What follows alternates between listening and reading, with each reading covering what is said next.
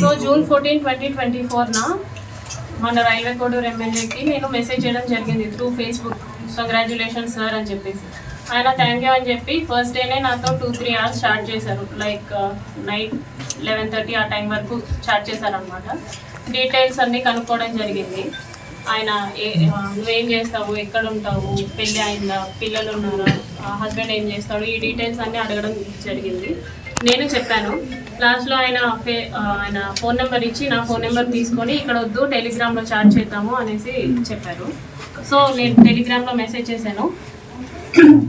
2 days బాగానే మాట్లాడారు నాతో, అంటే నార్మల్గానే మాట్లాడారు. అందరూ ఎలా ఫ్రెండ్లీగా మాట్లాడతారో అలాగే మాట్లాడారు. సో కంటిన్యూస్ చాటింగ్ అనమాట. 2 days తర్వాత వీడియో కాల్స్ చెయ్యి, నీ న్యూడ్స్ పంపించు అని ఈ టైప్ ఆఫ్ మెసేజింగ్ చేయడం జరిగింది నాకు. సారీ సార్, నేను న్యూస్ అయితే అట్లాగా పంపించలేను, వీడియో కాల్స్ కూడా నాకు కంఫర్టబుల్ కాదు అనేసి చెప్పాను అనమాట.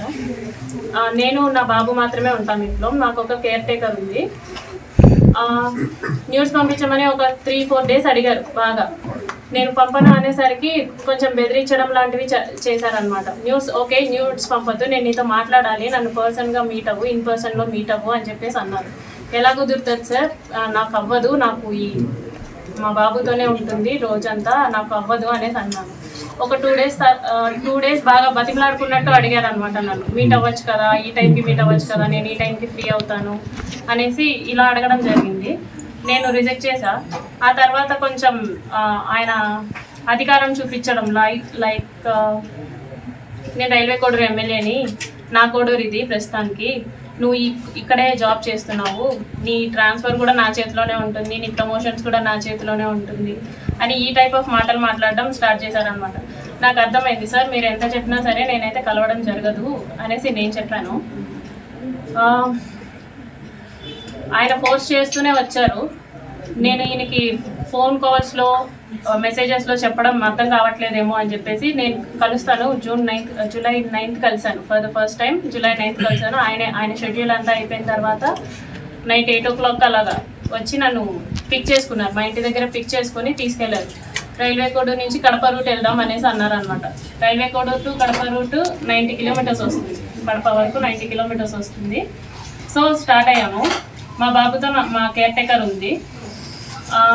ఇన్ ద మీన్ వైల్లో ఆయన మళ్ళీ ఎందుకు కలవని అంటున్నావు, ఎందుకు మెసేజెస్కి అలా రెస్పాండ్ అవుతున్నావు, ఎందుకంత పొగరు చూపిస్తున్నావు అని చెప్పేసి ఈ మాటలు మాట్లాడారు.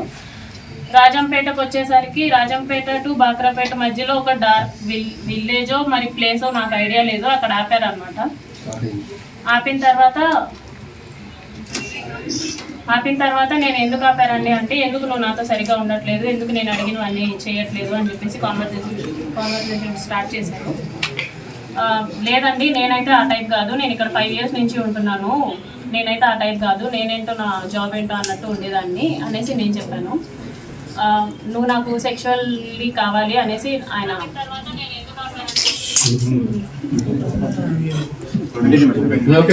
చెప్పండి కనీసం మాట్లాడివ్వండి.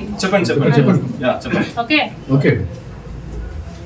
సో ఆయన సెక్షువల్ సాటిస్ఫాక్షన్ కావాలి నీతో అనేసి అన్నారనమాట.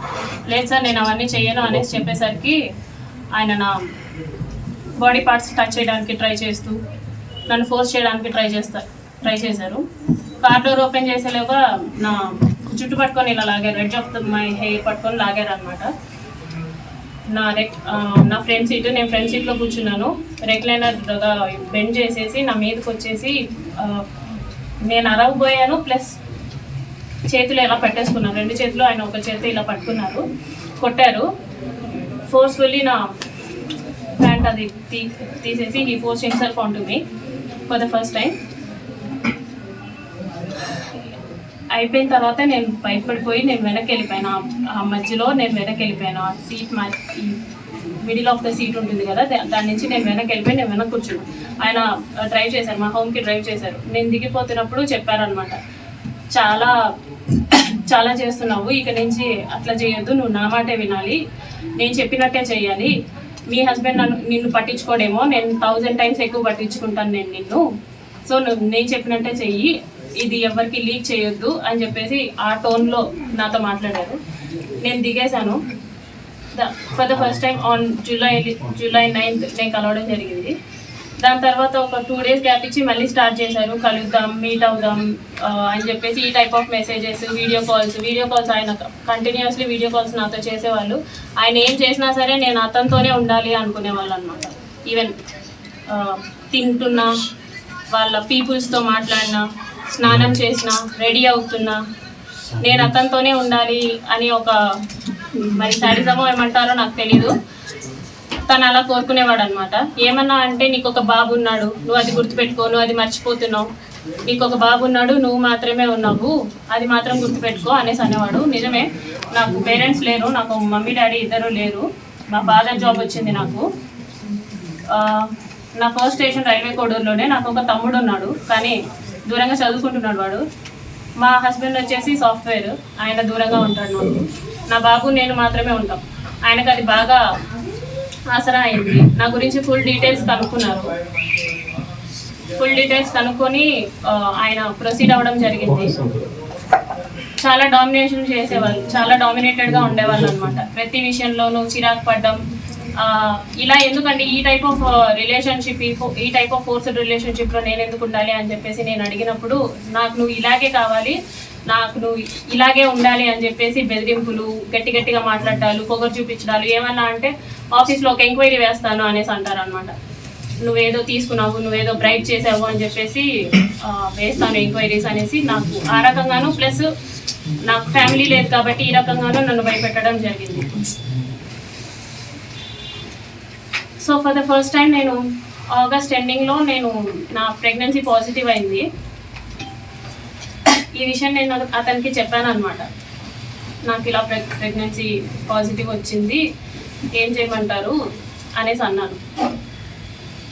నువ్వు తీయించేసుకో, ఇమీడియట్గా తీయించేసుకో, నేను మాట్లాడతాను, నాకు తెలిసిన డాక్టర్ ఉన్నారు తిరుపతి కాలేజ్లో, నాకు తెలిసిన గైనిక్ ఉంది, ఆమెను అడుగుతాను, ఆమె నాకు టాబ్లెట్స్ పంపిస్తుంది, నేను నీకు ఇస్తాను, సో దట్ నువ్వు తీయించేసుకో అనేసి అన్నారనమాట. లేదండి నేను తీయించుకోను, నేను ఉంచుకుంటాను అనేసి చెప్పాను. అంటే ఎందుకు ఉంచుకుంటావో, అవసరం లేదు, నువ్వు తీయించేసుకో అని చెప్పేసి అన్నారు. ఫస్ట్లో స్టార్టింగ్లో కామ్గానే అన్నారు, లేదండి నేనైతే తీయించుకోను, చేశారు కదా నేనైతే తీయించుకోను అనేసి భయపెట్టే ప్రయత్నం చేద్దాం అనుకున్నా. సో దట్ అప్పటికైనా సరే వదిలేస్తాడని చెప్పేసి నేను భయపెట్టే ప్రయత్నం అయినా చేద్దాం అనుకుని ఈ ప్రెగ్నెన్సీ నేనైతే తీయించుకోను అనేసి అన్నాను అనమాట. ఒక 2 days అలాగే అడిగారు బాగా. ఒకరోజు నైట్ మా ఇంటికి వచ్చి ఎందుకు తీయించుకోవు అని చెప్పేసి నన్ను కొట్టారు.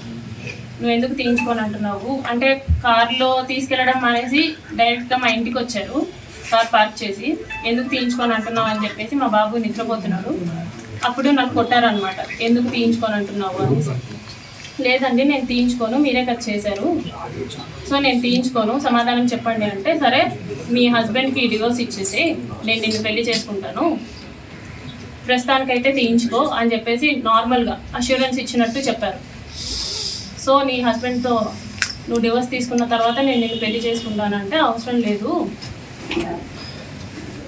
అని చెప్పేసి నేను ఫర్ ద ఫస్ట్ టైం నేను అబార్ట్ చేయించుకున్నాను. అది కూడా అతనే టాబ్లెట్స్ తీసుకొని వచ్చారు, వాళ్ళ ఫ్రెండ్, తిరుపతి ఫ్రెండ్ ఎవరో ఇచ్చారంట, గైనిక్ సమ్మన్ టాబ్లెట్స్ తీసుకొని వస్తే for the first time abort చేయించుకున్నాను నేను. నాకు శ్రీధర్ నుంచి వద్దు, okay, that is not my Moto.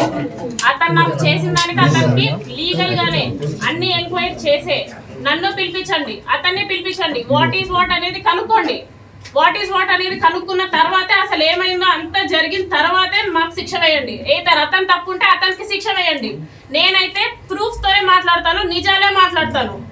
ఎందుకంటే బాధించబడింది నేను, మీరెవరు కాదు. మీ అందరికి కామెడీగా ఉండదు, కానీ బాధించబడింది నేను. లీగల్ గానే ఎన్ని ఎంక్వైరీలైనా జరగనివ్వండి, ఎంత రాజకీయమైన దీంట్లో ఇన్వాల్వ్ అవ్వనివ్వండి, కానీ అతను ఒక అబ్బాయి, నేను ఒక అమ్మాయిని, నేను బాధించబడ్డాను. నాకు కొన్ని పనులు కావాలి అని చెప్పి మీ దగ్గరకు వచ్చి నేను టీటీడీ లెటర్ కూడా అడగలేదండి శ్రీధర్ని. ఓకే, మీ పర్సనల్ వీడియోస్ మరి సోషల్ మీడియాలోకి ఎవరు లీక్ చేశారు, ఎలా వచ్చాయి? నేనే. మీరే లీక్ చేశారు? ఎందుకు మేడం? దేనికి అంటే ఇప్పుడు దాకా ఒక నిమిషం ఇదంతా చేసి లాస్ట్ లో నాకు అందరినీ